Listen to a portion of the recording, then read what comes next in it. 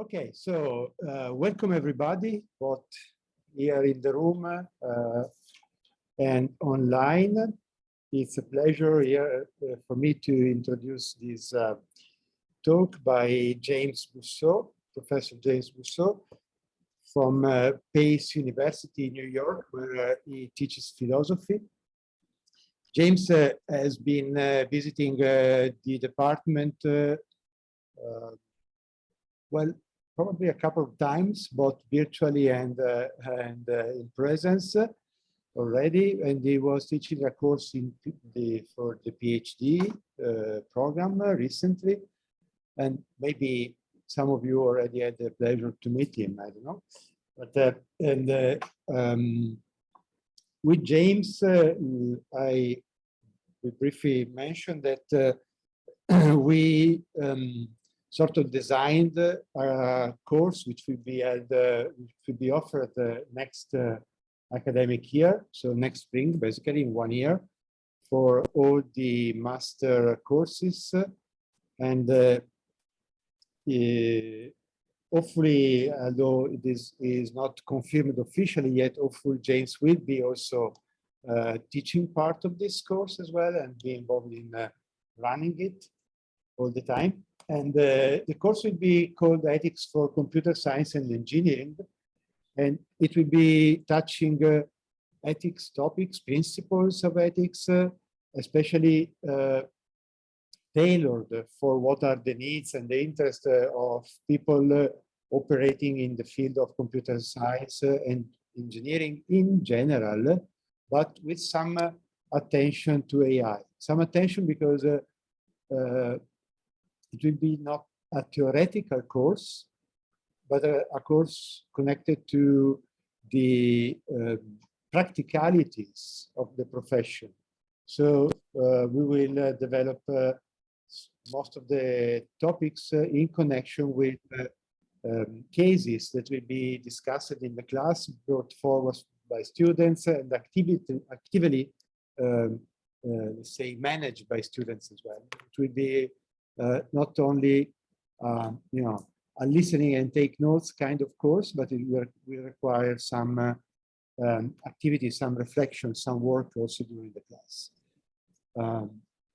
So I don't know, James, if you want also to add something about the course before starting with the talk. Well, that was an excellent, Vincenzo, that was an excellent overview of, I think, what we're planning to do. We definitely are hoping to have the course be very interactive and a collaborationist course, where we will have some of the sort of principles of ethics as it relates to engineering. And then mainly, as Vincenzo noted, it will be about having each of us individually try to apply those principles in one case or another. So I think we're both looking forward to that class. And yeah, just to avoid the possible misunderstanding, James today is online because he's back in the US, but next year the course will be delivered in person. You know, hoping that nothing wrong happens with the health condition of the world, but it will be held in presence and not online. So just to avoid misunderstanding. Yeah. Okay, so I think we are done with the startup items, and when you are ready, I think we are ready to listen to your presentation. And I guess you have a space for question here and there, but also if people who are online are willing to write questions in the chat, they can do. I will annoy a little bit the people in the room with a chat window on the side, just to have a look if somebody writes something there. So you're welcome to write questions or the fact that you want to ask a question in the chat as well. Okay.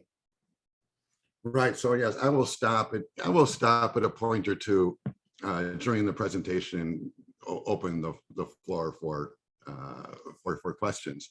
I'd also like to say, just before we start, Right, so I'm here. Thank you, Vincenzo, for doing all of the work in putting this together. It's complicated getting all the logistics straight. I've just been happily sitting here in my home resting while he's been doing all this. So thank you, Vincenzo, for setting this up.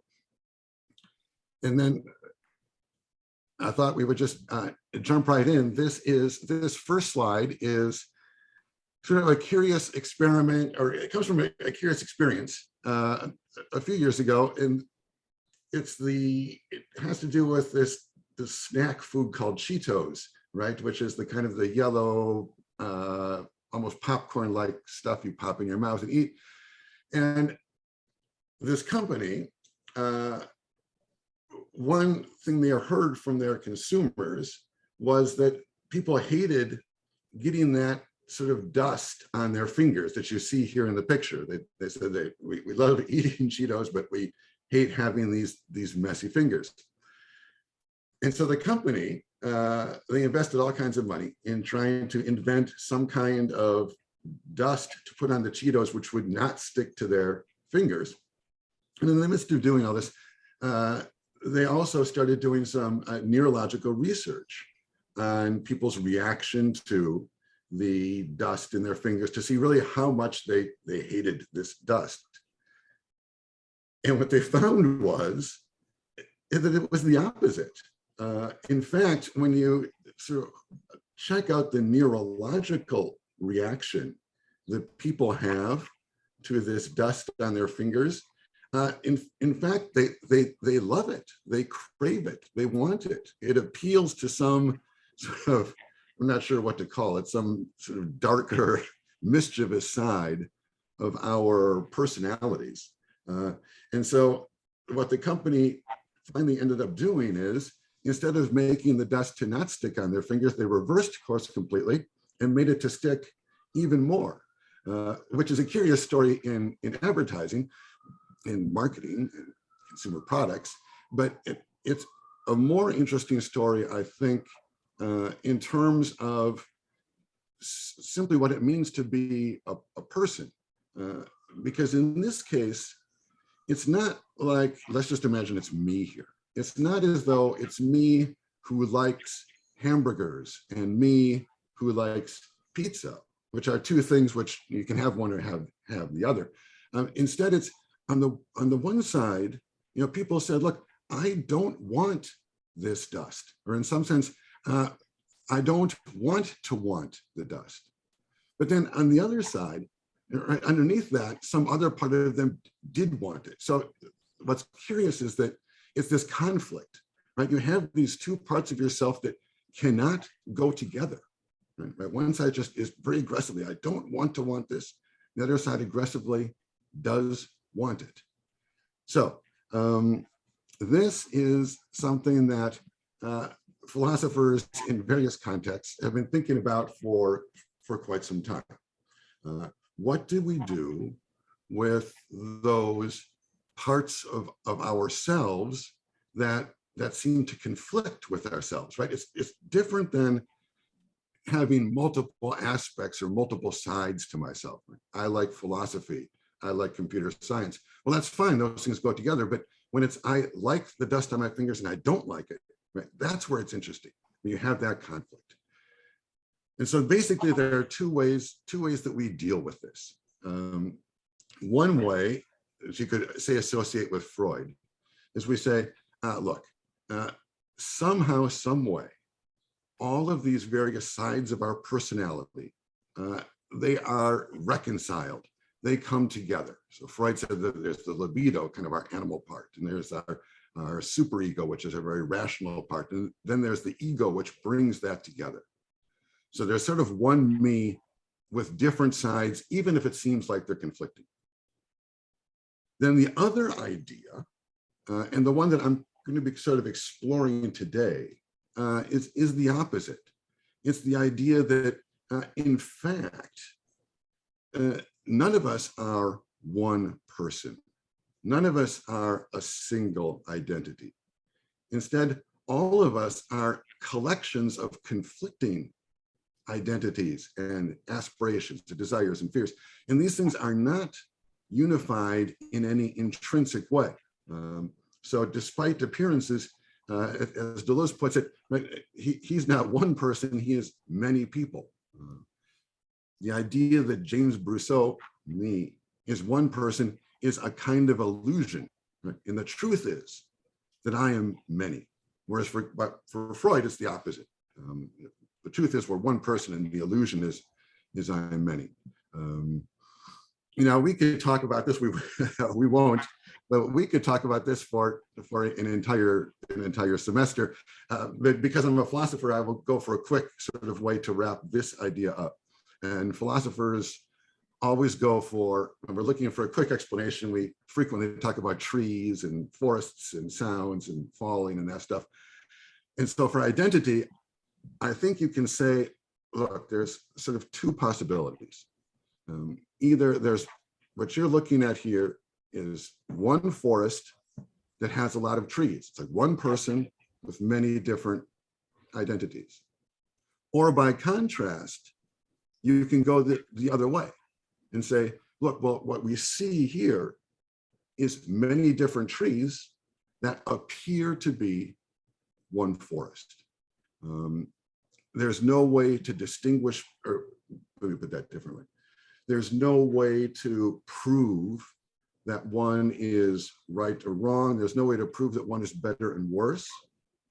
But what I want to do in this presentation is take these two ideas about what it means to be me, and then show how they lead to different effects in the world of the ethics of information engineering and sciences.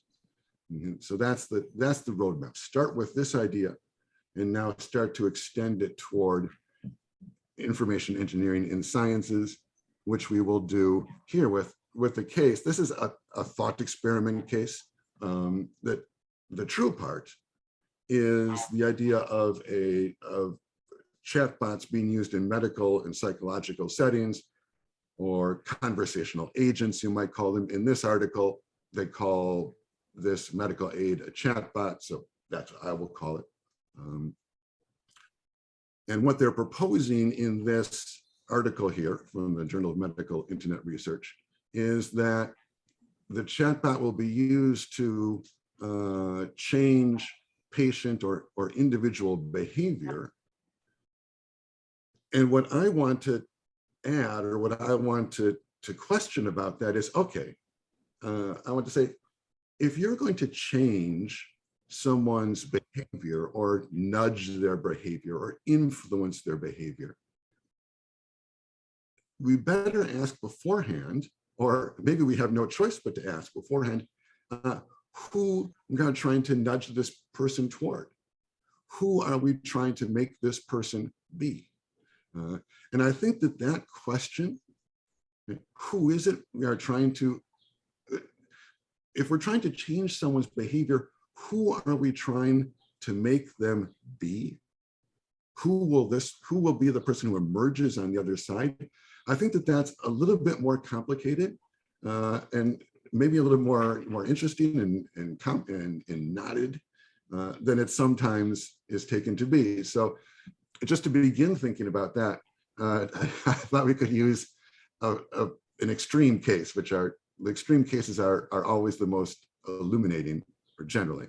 And that's the case of Vincent Van Gogh, the artist. And here, this painting is a painting called Dr. Gachet by Van Gogh. And Gachet was Van Gogh's doctor at the end of his life, when his painting was the best, and at the same time when he was decaying into insanity.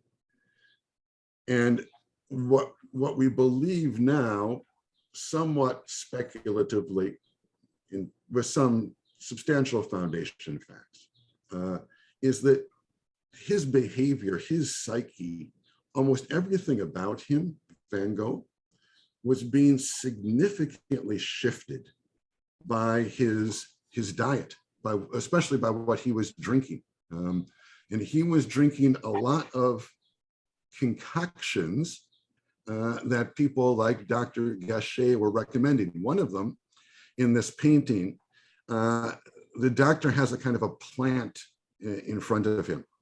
That plant is called foxglove.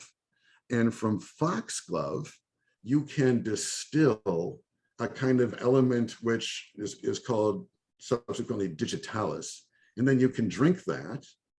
And there are all kinds of results. It's a kind of slightly, well, it's not alcoholic exactly, but it is a kind of intoxicating ingestion. But it also has another effect. And that effect is if you use this drink repeatedly over a long period of time, everything starts to appear yellow. So Van Gogh's period of late art is called the yellow period. And we think that might be at least partially, or maybe significantly, because of what his diet was, what he was drinking, what he was taking in. So besides foxglove, which Dr. Gachet was providing for him, he was also drinking absinthe, which is alcohol, but then he would mix in that other kinds of distillates from the camphor, which is the bark and the wood of the camphor trees, and other, for our purposes, I don't think it matters exactly what the diet changes were. What matters is the effects. He was drinking absinthe and so on, had kind of happiness and the normal sort of drunken happiness. But he also had, presumably, we believe, a kind of insanity that resulted from this mix of things he was taking in. And then there's the question, as you see below, that they've asked in this research paper that I've cited, and which is asked, it's a hot topic of debate in art history, is to what degree this insanity created his art, along with the digitalis, which created the color. And then we have his physical health, right? He was having physical seizures, and some of these dietary adjustments were helping protect against those seizures. So the result of all this is that we have here in this late painting, this is the Reaper, this is one of his standard, one of his most admired late paintings from the yellow period. Everything is yellow. You see the strokes, which are very bold. He is declining into insanity. At the same time, his art is improving. And all of these things are wrapped through his diet, what he's eating. And so there's a question here, which is, if you are going to, now this is a thought experiment, if you are going to design a chatbot for Van Gogh, which will influence his behavior in the way that they discuss in this journal, right, by changing his diet, changing what he's taking in. Well, which Van Gogh are you going to be interested in encouraging or helping? And do you want to bring out the yellow period artist? This is high art. This is the most significant thing that he did in his life, I believe.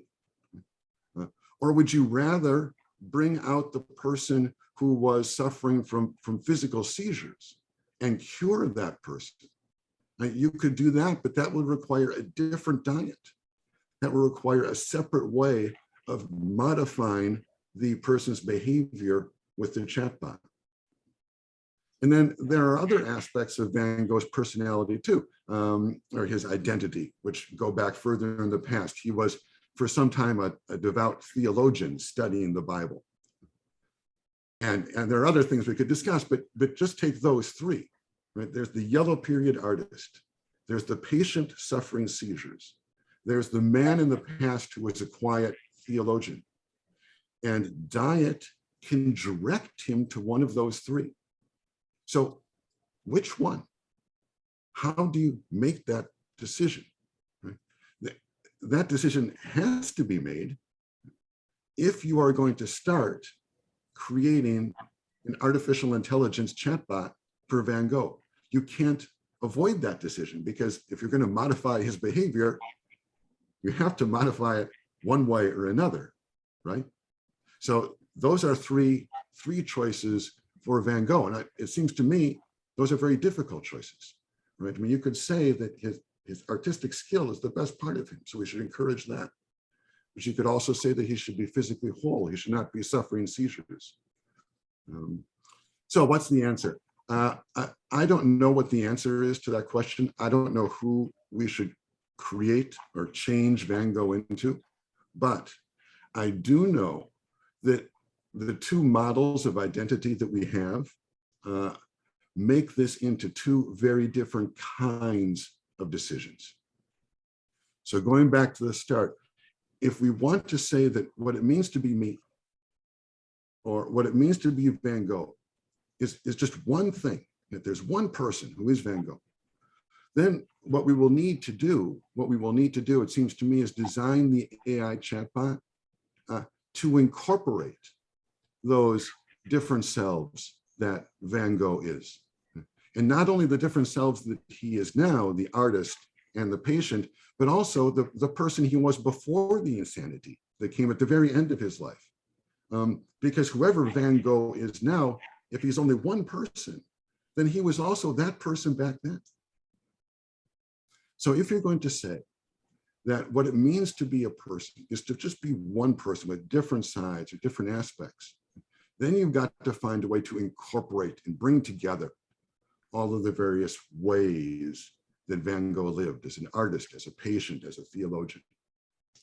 Whereas by contrast, if you're going to go the Deleuzian direction, the multiple selves direction, if you're going to say that all anyone is just a group of multiple me's, what it means to be James Brusseau is not one thing, but many things.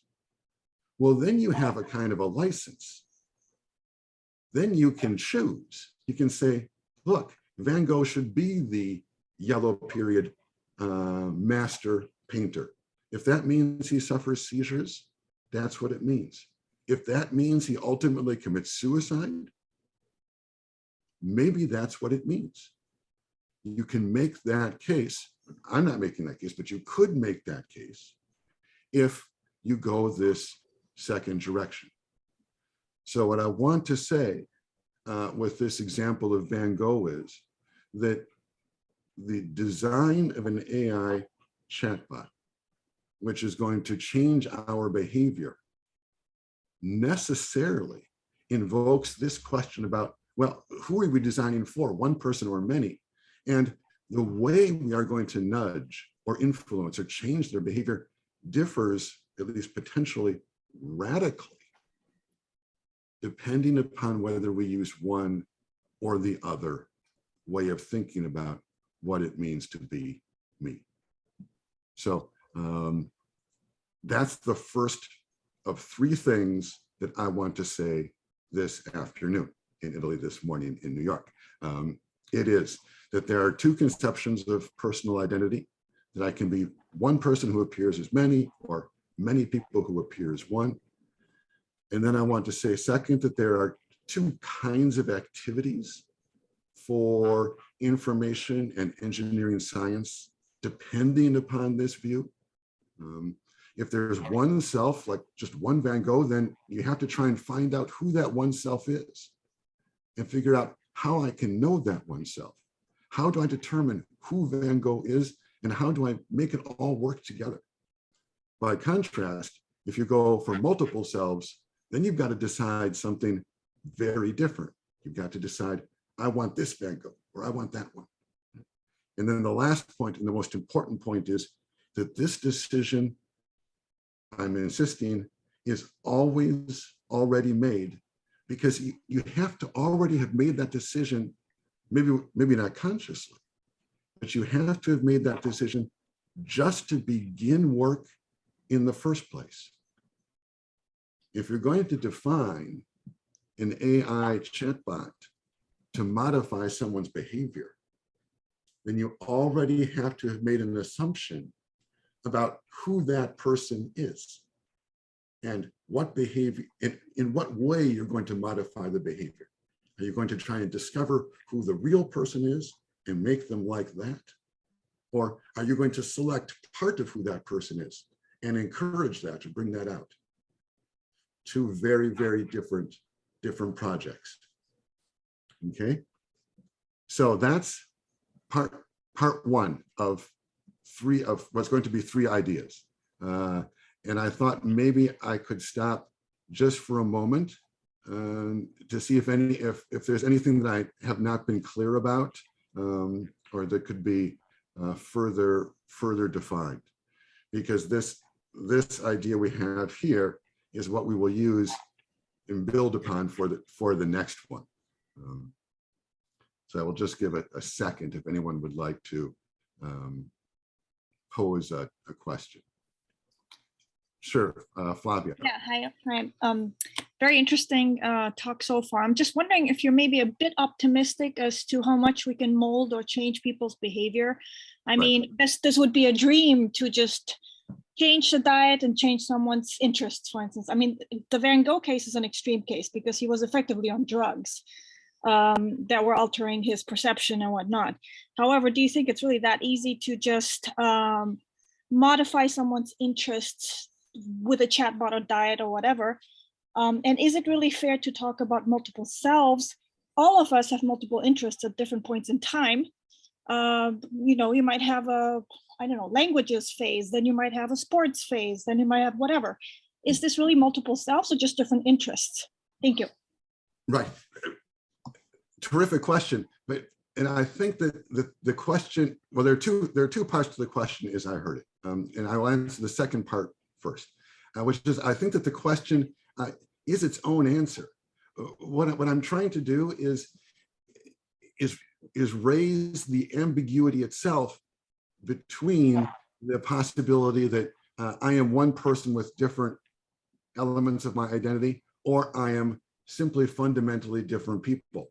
I don't think that we can choose one or the other. Philosophers have been trying to choose for 2,500 years, can't do it. But the difference, I wanted to say, does change the way we think about how we design a chatbot. That was the second question, as I heard Flavia ask. And the first question was the practical question, was, okay, can you really do any of this? And I think the answer is no and yes. Of course, in real life, we cannot just shift people one way or the other. However, I do believe that this way of thinking will in fact change significant things in people's lives in different parts of their experience. For example, let's think, we're going to come to this at the end, but I will jump ahead quickly now. Let's think of a real problem we're facing today, the problem of the filter bubble.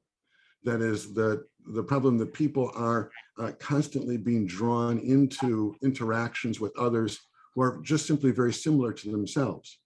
So there's an aspect of our lives which is closing down, let's say on social media, if we get involved with, let's just say, a political group which is on one extreme or the other.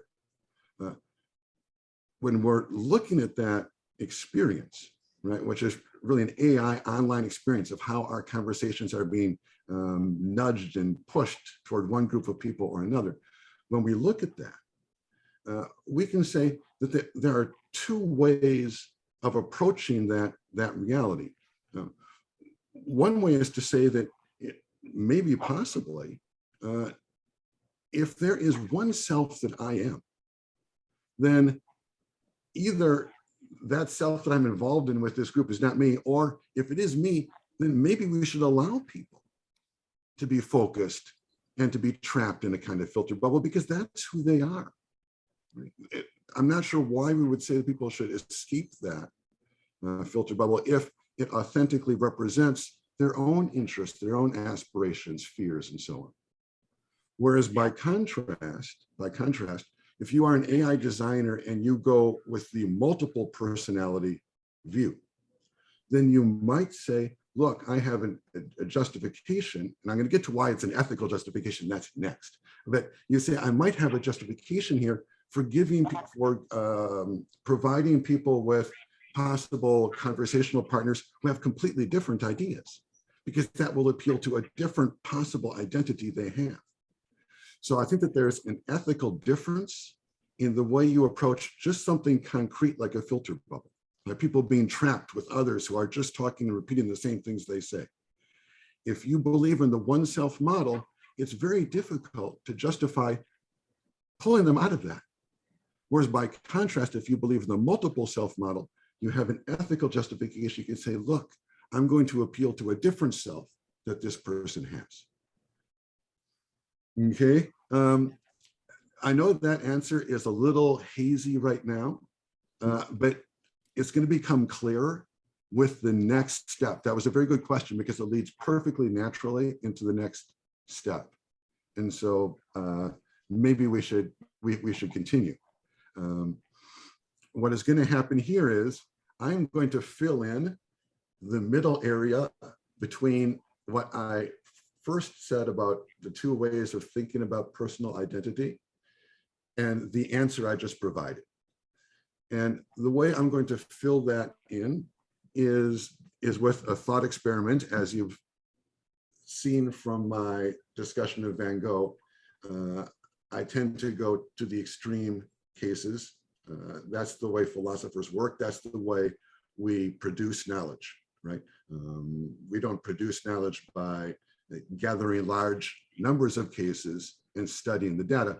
We produce knowledge by going to the extreme possible case and saying, okay, what happens way out on the edges of experience, right? And so that's what we're going to do now. We're going to take that idea of the two selves and think about the two kinds of selves and think about that in ethical terms. And this is another thought experiment. This is a thought experiment by a guy named Derek Parfit, who's one of the important philosophers of just the previous generation. This is from a 1984 book, Reasons and Persons. And what he was interested in, what Parfit was interested in, was the continuity of identity through time. We're going to be interested in something slightly different, but let me tell you what his experiment was. He obviously had watched the television show Star Trek, and I'm not sure if everyone here has watched it. Hopefully you can sort of see the slide and it sort of rings a bell. On the show, what happens is, and in the movies too, people can stand in one place and then they are not magically, they are technologically transported to a different place. And so Parfit, he took that seriously. And he said, okay, well, let's think about that. Let's think about this really happening. And he goes through the details of the transfer. And he says, look, what's actually going on in Star Trek, or he calls it the teletransporter, what's actually going on is that my physical and biological and everything about me is being destroyed in one place. It's being changed into data, and then it is being recreated in another place. And the question he asks is, okay, if it's really true that we do this jump, is the person who arrives at the other end, at the extreme, is that person the same person who left? I mean, it seems to me intuitively, it doesn't feel that way. But what's significant for our purposes is that if that is true, if you can do that, then that means that what it means to be me is, at least theoretically, extreme case, circumscribable and describable by data. Why? Because when you start with the me who's here, and then you recreate the me over there, some other place, some other planet, right? What you need to have the information required to recreate me. According to the experiment, my physical self here is destroyed and my new self there is created. Right? So that means if I am the same person there as here, that means that I am fully you can fully datafy me. You can create me entirely from data. And if that's true, then there is an authentic me which corresponds with the single me that Freud talked about. I mean, there is an identity of James Brusseau, which you can capture in data and then send it somewhere else. Right? That's what's at stake in this thought experiment for me. I'm changing a little bit what the reason he's doing the experiment. And if that's true, then we can jump back to the Van Gogh case and say, okay, we know everything about Van Gogh. So when we have this question about what kind of diet we should provide for him, how we should nudge his behaviors, well, we know, because we know what it means to be Van Gogh. We've got all the data. We understand him perfectly. There's no reason to choose. There's no reason to make any decisions. Just take the data, the identity we have of him, and that will tell us how we should nudge him, how we should direct him, because we know who he is. So that's sort of one part of the thought experiment. And then I note as a last point here, if we do that, if we can fully capture an individual in data, then individual freedom, I don't need to be free anymore, because whether I want Cheetos that make my hands dirty or not, all that is already a part of my identification, is part of my data. So I don't need to choose. It's chosen for me by who I am. So freedom doesn't matter anymore. So that's the first of two ideas in this part, that we now have a kind of authentic person who is created from their data, but that person no longer has need for freedom because all the decisions will be made by who they are. And they can even be made by a medical chatbot, presumably, theoretically. Okay, and then we can rearrange that experiment and send it the other way and say, okay, can this experiment be about the multiple identity person? Can this experiment be about the person who has potentially infinite number of selves? And I think, yes, it can be. And it can be by reimagining the experiment in the following way. When I jump from one place to another, I arrange to have some basic facts about me switched or changed. Like, for example, now, today, I work in philosophy. But maybe when I'm shifted to another place, I work instead in computer science, or I work instead in anthropology. I think something like that is a very pure kind of freedom, because I am free not only from others, I'm making things up for myself, but I'm also free from myself. If I give directions to have my capabilities and my interests changed when I arrive at the new place, then I think I'm a new person, right, within this thought experiment. So in this case, within the thought experiment, we have maximum freedom, but we have no authenticity. There is no true self because the self is changing radically. So here's an example. I gave an example of the one self. Here's an example of the multiple self. And this sort of responds a little bit, I think, to the question we had already. It's an example from a paper, a recent paper about anonymity online. And what it shows is that what it discusses is how people create a new self for themselves online. In this case, a person on Facebook who wants to be interested in a different kind of writing than she is professionally. She creates a new anonymous personality on Facebook and then uses that to spring out and create a whole new identity.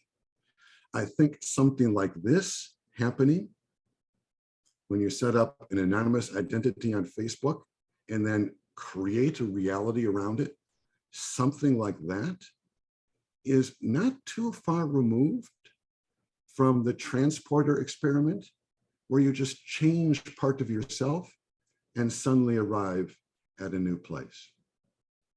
Or stated slightly differently, I think this is not too far removed from the idea that we can develop an entirely new self for ourselves. And information technology helps us do it. And it's not terribly difficult. Going back again to the question, I think there's something here which really is practically achievable. That is, you could set up an anonymous online identity with a new interest, or a new religious belief, or a new career aspiration. And you could gain friends and connections in this new world, and gradually, or maybe not so gradually, shift your entire identity into this new one. It seems to me that's possible now. The ability to create a fake identity which becomes the true one. And if that happens, then there is no such thing as one true self. If that happens, then the Deleuzian vision is the right one, the one where we are multiple selves, and maybe there are more selves coming. Okay. So that's the second part of what I wanted to present. I want to connect the visions of an individual with ethical ideas about authenticity and freedom. And I wanted to say that at the extreme, if we really are one person, then it is at least theoretically possible for who we are to be captured fully in data. And then that answers the questions about how an AI chatbot should be designed to nudge patients. That tells us everything, at least theoretically. Though the cost of that is that we're no longer free, because we can't make decisions for ourselves, since there's no reason to do that. Since we already know perfectly what we want, why choose? Why be free to choose? That's one vision. The other vision, right, is the idea that we can privilege freedom and say that we should use technology as a way to create new selves, new ways of living. So we just saw the case on Facebook where maybe you develop a new interest in writing as an anonymous user. You develop that interest, and then you reveal that, well, it's really James Brusseau there, but I've become that new person. And then going back to the Van Gogh case, I don't think, so I'm again kind of answering Flavia's question. I don't think that what we see in this Facebook example, where this woman just takes an anonymous identity and develops a new form of writing with it, I don't think that that's very far away from what I was hypothesizing as happening to Van Gogh. That is, that we choose that one part of his personality, the yellow period artist, let's say, and we develop that and bring that out and say that that is him, that there is no general larger sense of him. Instead, we're just going to take this one part and make that what our work focuses on. So I think then, so to conclude both my answer to Flavia's question and this part, it seems to me that it is possible to use things like AI chatbots to significantly redirect not just who we are, but how we are. That is, do we think of ourselves and are we one person or are we many? Okay, so that's part two. Part three is very quick. It really is just kind of a summary. And unfortunately, I've got this blocking my view here. And let me just go through this very quickly, and then we will open the floor for questions. I'm sorry that I have gone on so long. I did not plan to. What I have said, basically, there is an idea of whether or not I am one self or multiple selves. And then I've said there are two ways that we can know who I am. We can say that I am one self who's captured, at least theoretically, by my data. Or we can say, look, if I am multiple selves, there's going to be some part of me that always overflows the data. That part may be very small. It may be just a potential to change, but it's still something. And then I want to move there to the ethics and say, look, there are two different ethical approaches or two different ethical ways of understanding these realities. If we are one person, then there's a kind of an ethical duty to be authentic, to discover who that one person is and be that person. Whereas by contrast, if we're fundamentally multiple, then authenticity doesn't make sense anymore. And there's a kind of responsibility to investigate and become different kinds of people. And then to conclude, I want to say that what all this means for information and engineering sciences, the reason for all this is I want to say that there are two kinds of projects that you can be involved in some areas. One project is this project of discovering who a user is or who a patient is, and then bending their personality into that oneself. The other project, this is a very different project, I believe, is to help users become different people. And I think that second project is underappreciated in your world today. And I think that there's a lot of potential for work there. And I talk about here, I've talked already about filter bubbles, but I'll just mention again. We could have, there's quite a bit of work being done now in the area of filter bubbles. And we could, in breaking them, especially this first paper on top, it's really very good. This one, Bursting Scientific Filter Bubbles, is very close to what I was talking about today, I think. What they are doing is they are trying to say in that paper, I think, that we can divide individuals into different selves. And then instead of saying, look, I'm going to recommend a scientific paper to you which is similar to your interests.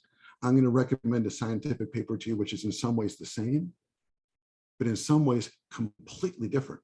Right? And those two things are both positive. It is both the same and different. And we want extremes like that. Instead of similarities, we should look for identities and pure differences.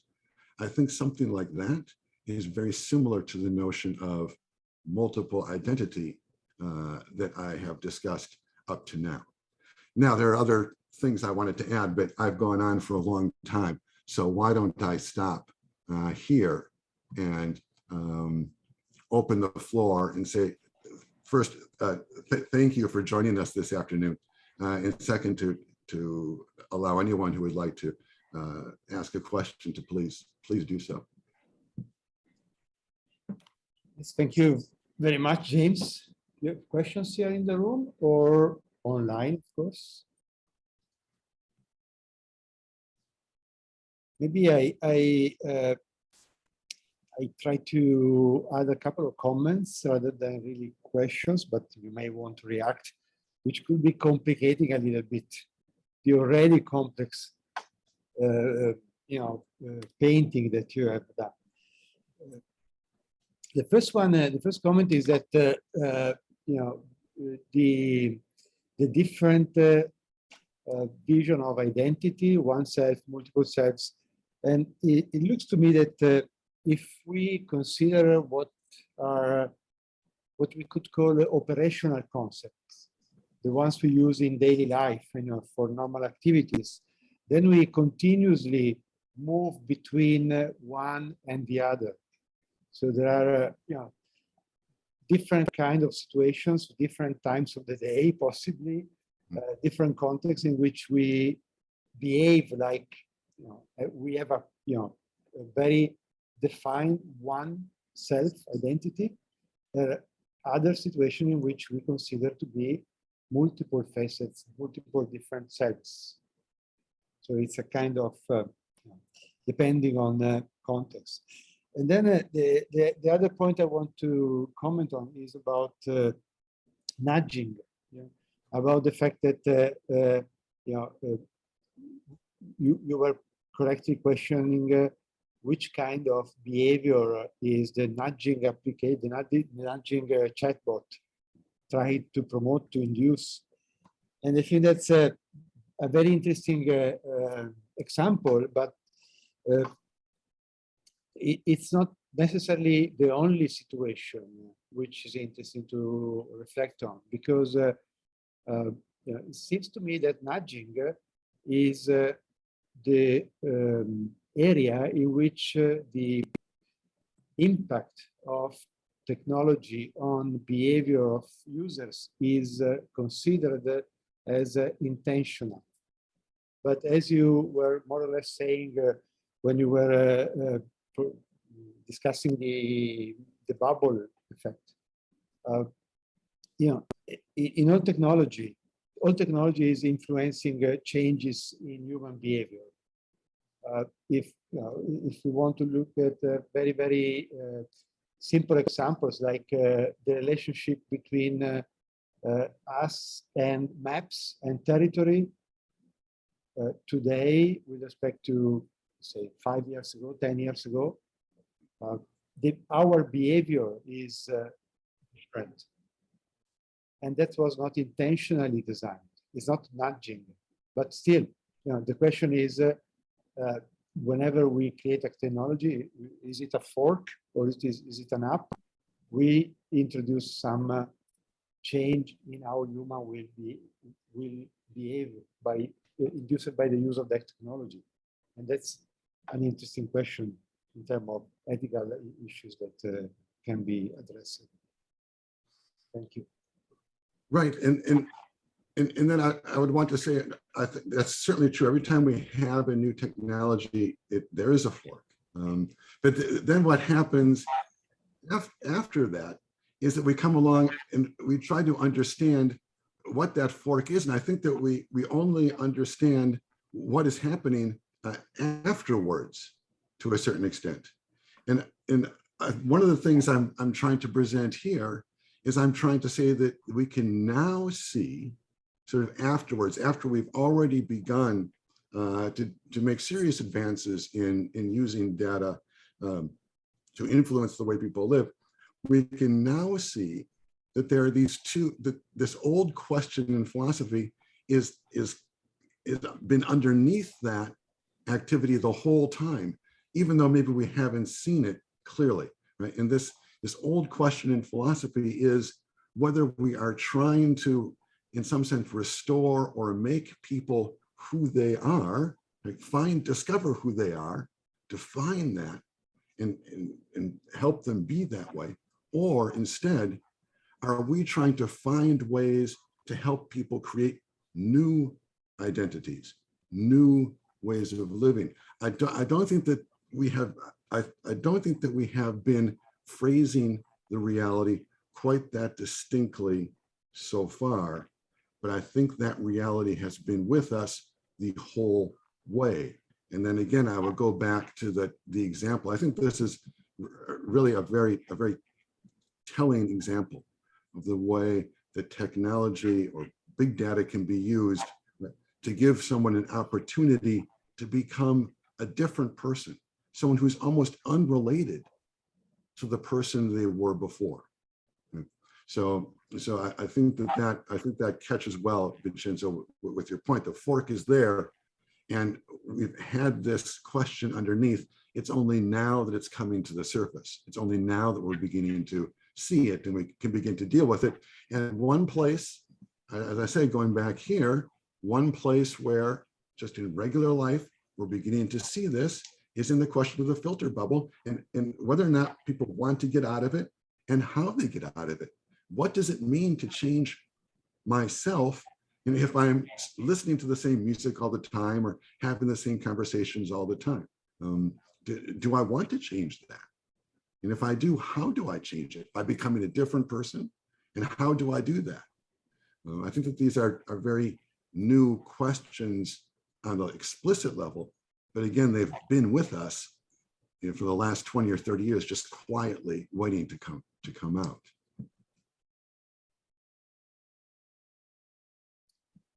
Okay, it would be nice to hear other comments or questions from the audience.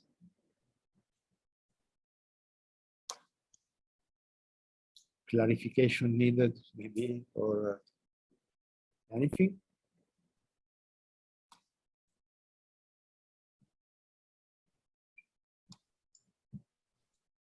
I can show you, here's just another slide I sort of have of the idea of representing this idea in some sense in terms of predictive analytics, right? The idea that over time you want to get the perfect prediction versus, in a sense, we're creating new people, you know, continuously in order to try to give them new experiences, different music or different social groups or different political views and so on. That would be another example of what I am discussing.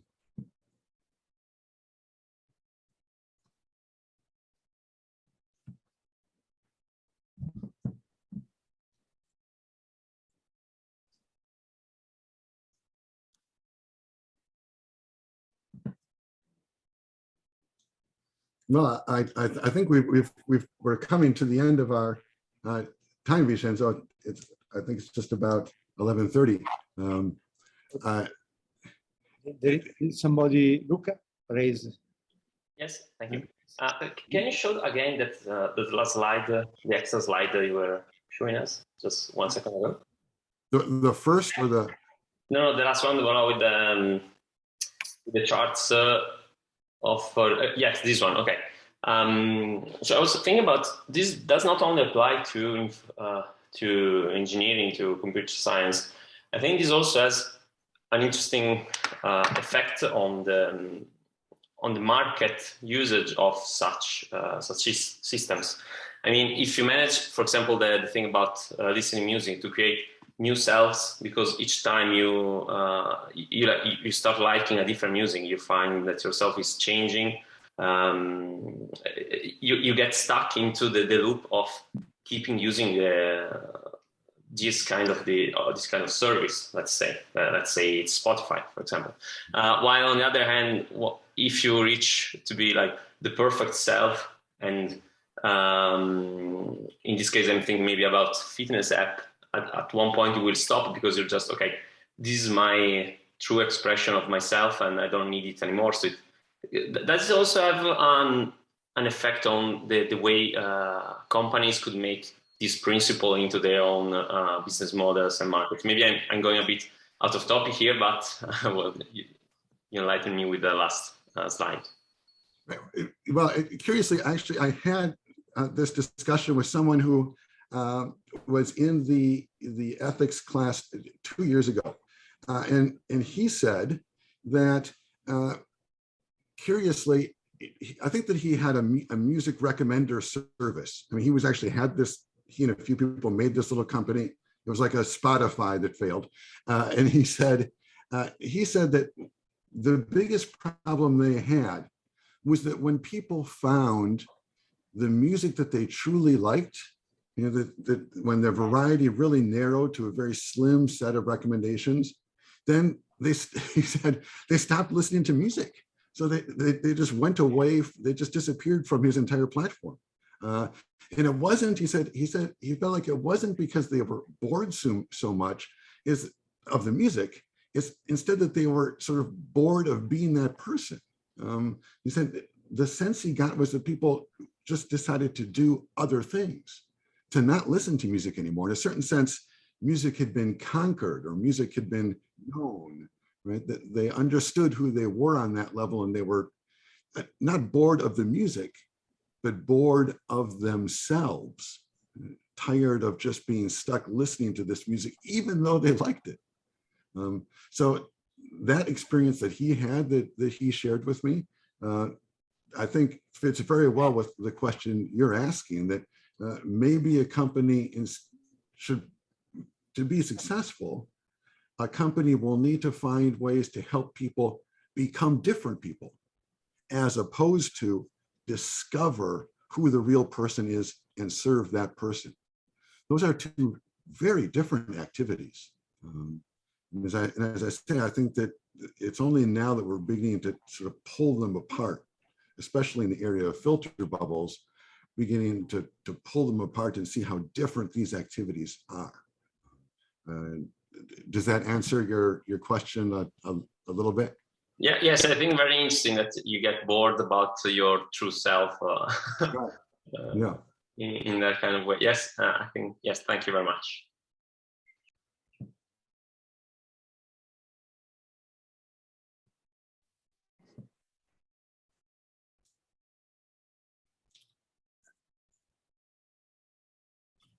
Okay. Do we have more questions or comments?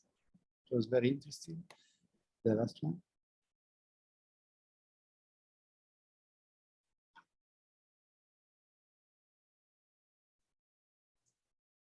Okay. So James, do you want to add something as a closing statement? I know. I think that we have circumscribed sort of an area of ethical and technological thought, which is interesting. Which is a lot of there are a lot of work to be done in the future in this area. All right. So thank you very much then, and that was very interesting. Well, I hope to see some of the people who were here or online next year in the course that we will run next spring. Ethics for Computer Science and Engineering, where we will touch possibly something connected to what was said today, but with much more time, I would say. Yeah. Okay, so thank you again, and thank you everyone for participating, especially thank you for James to be online so far away. Your data were traveling so long so far. There you go. Right. Completely changed me on the way. Yes. Possibly, yes. Okay. Yes. Thank you, everybody. Yes. Okay. Thank you. Bye-bye. Thank you.